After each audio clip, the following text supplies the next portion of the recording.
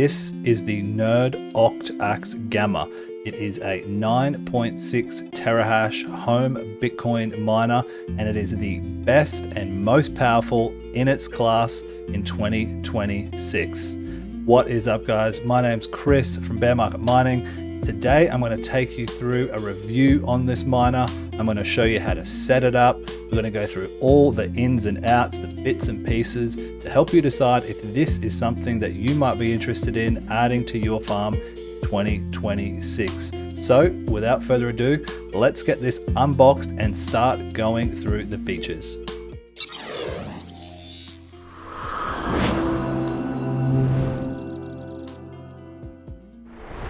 Okay, guys, let's check this thing out. This is a really impressive, not so little solo miner, I should say. Well, definitely not when compared to some of the smaller BitAxe miners, which are about the size of these fans here. But you know what, this increases in size, it definitely increases in hash rate as well. So this has 8 BM1370 chips. So these are big size ASIC chips from the Antminer S21 Pro, and you'll see them, they'll be underneath here where the fans are getting nice and cool. So you won't be able to see those exactly, but really cool to see full size ASIC chips in a mini solo miner.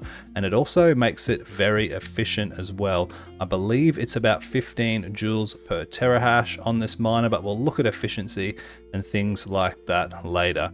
So you'll see right here, we have a LilyGo T Display S3. So this is a 1.9 inch LCD color screen, and it also has a couple of programmable buttons right up here, which we can check out a little bit later once we power it all on.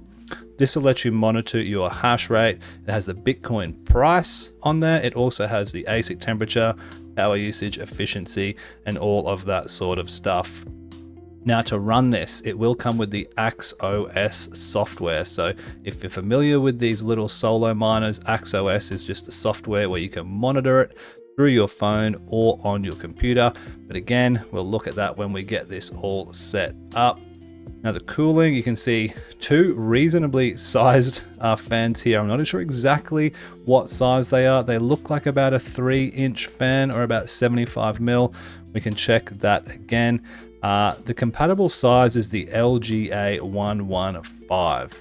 So these are compatible with sort of AM processors that you'll see in your motherboard. So a really cool little machine right here. You can see it also comes with this this stand, so you might not be able to see it very well like that. But the stand basically just allows more airflow through the back here, you know what I mean, through the cooling as well. There's a gap right under here, which you may not be able to see. Yeah, right under here. So you can pull all that air through and keep those chips nice and cool.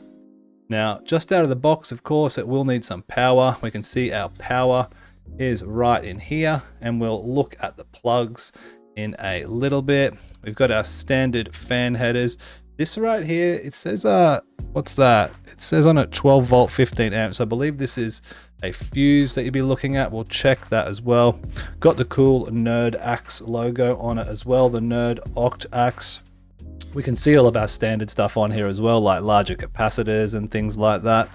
But very cool. So of course this will need to be powered on. So just out of the box, it does come with this other box that we'll go through, and I'll grab that right now. So this is our other box in question, and one thing cool when and if you order one of these, it says on here, you might not be able to see it because of the light, but it actually says AU, so you can order for your different region, and that will obviously affect, you know, what power outlets you come. A little spare fuse, I will have to check that's exactly what that is as well. And of course,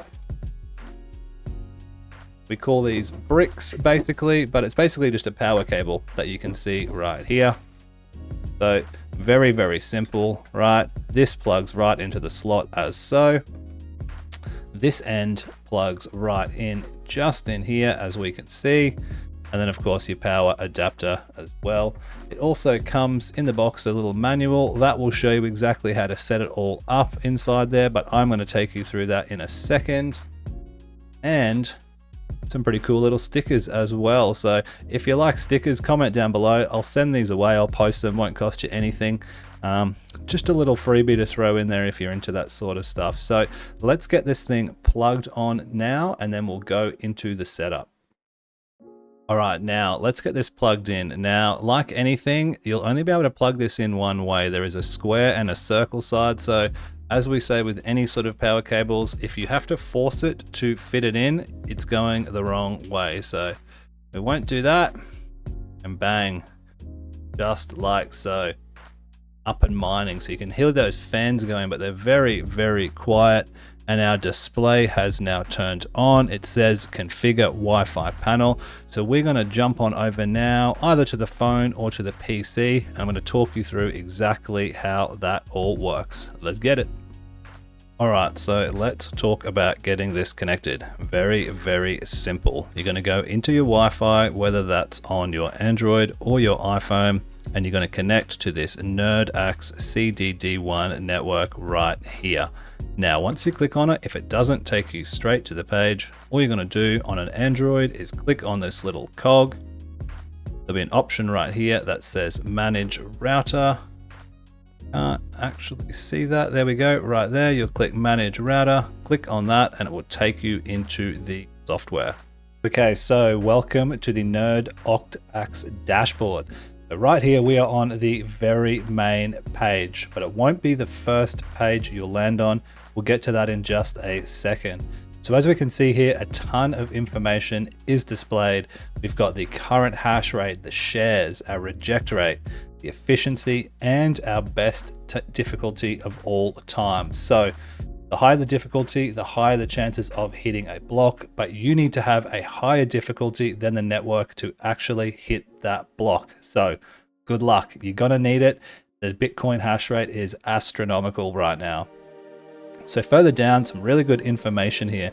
We can see the wattage, we can see the volts, we can see the ASIC voltage, so the input voltage and what the ASIC's actually recording. We've got our temperatures, the VR temp, fan speed, RPMs, really, really good information. And of course, the performance out frequency. Now this is stuff that we can adjust also, but the very first thing you're going to want to do to get this set up so you can get into this page and change all of these settings is you're going to change your Wi-Fi network. You're going to add that to your very own Wi-Fi network, put in the password, you'll save it, reset it, and then you're away. Now, please note you have to save, then reset for the options to take place. Otherwise, it simply won't work. Now, some more important information. The pool. So there will be a default pool in there, the power pool. I will leave a link to that down below. But for the ease of setup, just to do it really quickly, I've entered in the same pool that all of my other miners are on. Now, I'll also link down below exactly how you can pick a pool. There's a number of different ones that you can use.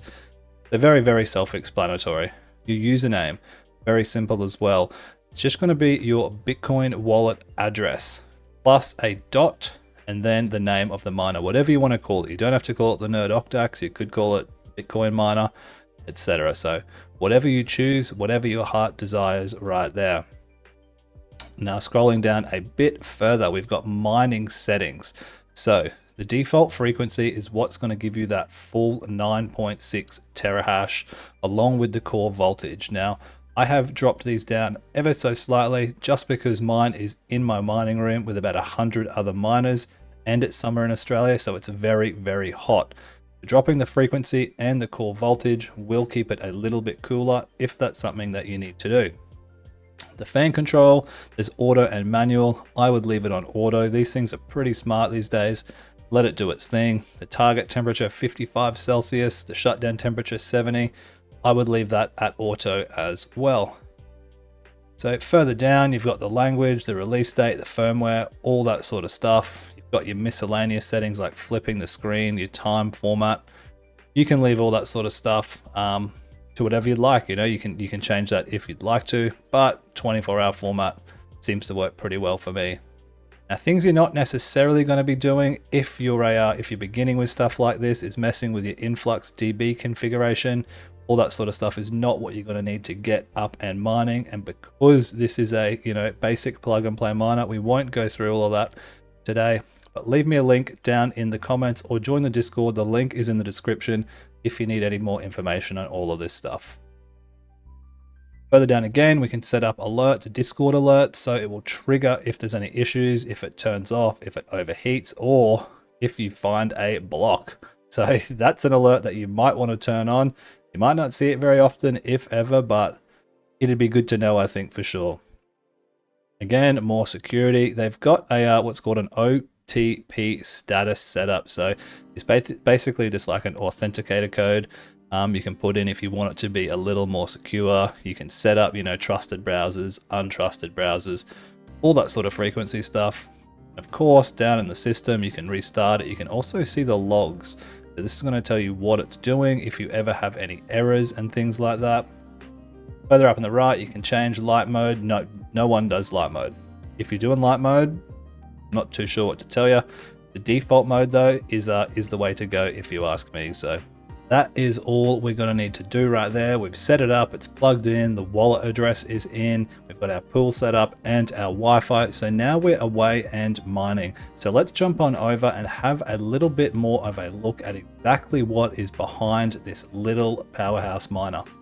Moving on over to powermining.io. Now this is the sponsor of today's video. They've got all the information that you can ever need right here. So pricing, you can change the power supply as well, as we said. So around 700 euros, but you can get a little bit of a discount with that. If you put in my code, you can save 10%. Right, so 10% is pretty good. So I believe from powermining.io, it is the cheapest OctAxe you can buy on the market, which is fantastic. So as we said, it's a 9.6 terahash 8-chip Bitcoin miner. This is just this is crazy. I remember the first one of these I got, I think was like 100 gigahash, and they had ones that were even as low as 100 kilohash. So really taking this to the next level here. It's powered by 8 BM1370 chips. So these are microchips from the big boy, the Antminer S21 Pro and the S21 Plus, including the Hydro. So efficiency, as we can see, is something we'll talk about just next, just up in a second. And at an average price of 20 cents per kilowatt, which is around the world average realistically, it costs you $26 a month in electricity for your chance to hit 3.125 Bitcoin blocks worth around 300,000 US dollars. So really good pricing there. Moving on down again, as we saw, it's got that display, that 1.9 inch LCD color screen with all those buttons, so there's plenty to tinker about. Really like that you can see the Bitcoin price as well, just to give us a reminder of how the market's moving up and down.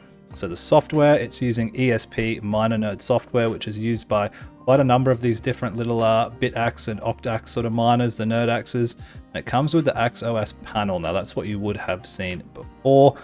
So you can have all of your miners in the one place, which is really good. Those two fans on the front, and there's one on the back as well that you couldn't see in that, but that's another even bigger fan. I think it's 120 millimeters, so that'll keep it super cool. Now the connectivity, you've got to connect it with 2.4 gigahertz. Again, if you have any issues connecting that, you can join the Discord, or you can plug it into by USB-C to do a debug, and it will really help you out. So this comes with everything in the box. Really good little unit. Definitely an upgrade from my previous units as well. So talking about efficiency, let's have a look at exactly where this stands. So around 16.67 joules per terahash at 160 watts. So it's not as efficient as the very best in its class, but as you can see, it's right up there with the profitable miners. This is where it starts to get profitable now. You probably wouldn't want to pool mine with this. You're making less than 5 cents a day.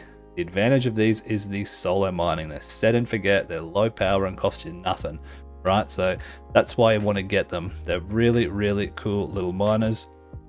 A little bit more detail here. You can mine fractal Bitcoin, Bitcoin Cash, other things as well, solo mine them. But for me, it's all about hitting that Bitcoin block. Okay, so now that we're up and mining, before we jump on over and see this hash rate live, I want to have a look at the display we can use with these buttons up top here. On the main page, we've got the hash rate, voltage, temperatures, fan speeds, all that good stuff. There's a fair few you can toggle through as well. We can see the voltage again, the pool. We've got our accepted and rejected shares also, which is really, really handy. No rejected shares so far, so we're happy with that. Of course, the Bitcoin price also, we would like to see that higher, around the $100,000 mark, and the temperature, of course, 57 Celsius, nice and cool. It's also got the time till the halving, the block number, difficulty, and the network hash rate. So lots of different information on there for you to use. Just a really good looking little screen. And then back to the main page is where we will leave it. So that's what we're looking at, up and running. Why don't we now see this hash rate live on the pool side so you can check that out. So let's check this thing out poolside. So as we can see here, we're on the mining pool of my choice. We can see it right here, the NerdOctAxe Gamma, 8.4 terahash. As we said, slightly undervolted, but you can see how much more hash rate it gets to everything similar in its class. The previous versions, almost double what the NerdOctAxe is. You know, it's 16 times more than the BitAxe Super and 9 times more than the BitAxe Gamma. And some of those other smaller miners that are, you know, in the kilohash range, it's hundreds, if not thousands of times more powerful. So really happy to get this miner. 8.4 terahash up to 9.6. So we've really doubled our pool chances here with this extra hash rate online. You know, we've gone from about 5 or so here, you know, all the way up to 13, 14, tripling our chances of hitting a block. Now, speaking of hitting a block, let's check out exactly what the chance of this actually happening is. So it's like a little lottery ticket, this, right? Over here on sololuck.com, and we can see at 9.6 terahash, we've got a 1 in just under 800,000 chance per day, day in, day out. And that might not sound like a lot. When you go to the yearly, you know, 1 in just over 200,000. So for a set and forget miner, really, really good chances. And at the moment, you know, with the price, the block reward of 3.1 or so, you're looking at about 270, 280,000 US dollars for around $1,000 investment after you use that code for that discount. So if you were to get a few of these going online, you know, 1 in 684 per year. If you wanted to spend a few grand on it, 1 in 300. That's really, really good. 1 in 342 per year. But for the solo miner itself, just under 1 in 2,000 chance per year. Pretty good odds, if you ask me, for a little spend that ticks away daily. So all in all, a really, really cool little miner. Like we said, the most powerful in its class for upcoming 2026. This is just released over the last few weeks. So very, very hot miner at the moment. And I'm really enjoying, you know, doubling, tripling my chances at hitting a block. So keep your fingers crossed for me and for you guys also, if you are thinking about grabbing one of these. As we said earlier, if you do have any more questions, leave a comment down below or join the Discord if you want to talk any more Bitcoin mining, crypto mining, or solo mining in general. The link is in the description. Thanks very much for watching, guys, and I'll catch you in the next one. Peace!